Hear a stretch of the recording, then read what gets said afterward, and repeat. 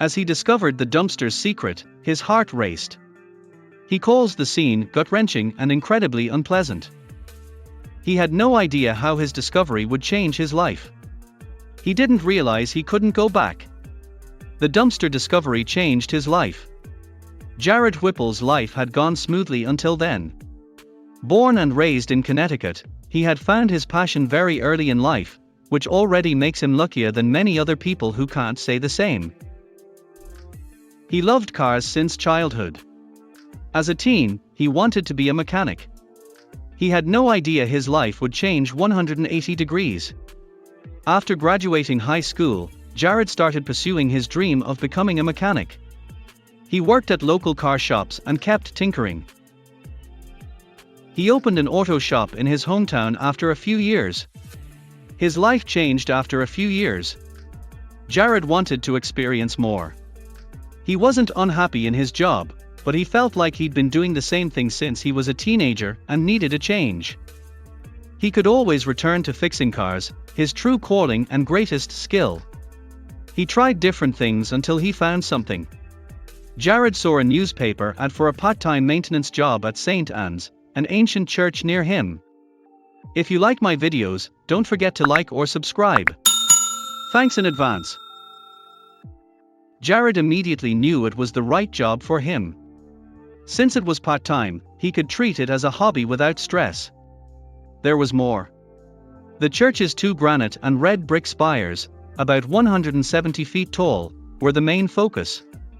This was difficult.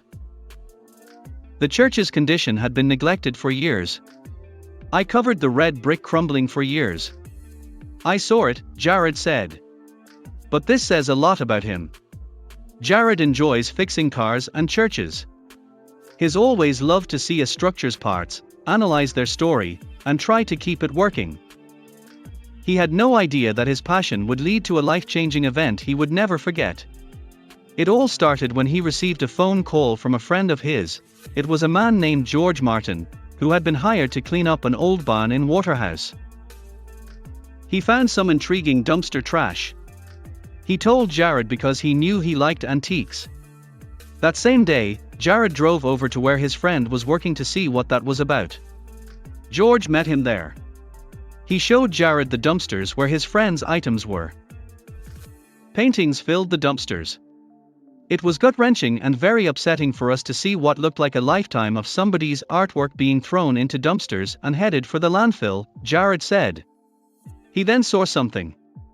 Most of the paintings depicted cars and their parts. It was like someone left that there for Jared to find. Why? Their goals. Jared initially found everything odd. He and George removed the plastic bands covering the paintings to investigate. Once we opened them in better light, I started seeing some that really grabbed my attention and made me step back to look. Fine art had never affected me before. George and I had never seen anything remotely similar in style. We started appreciating our surroundings. We wanted to know this artist's story then. Jared found a name on the back of one painting after inspecting them. Francis Matten Hines was signed.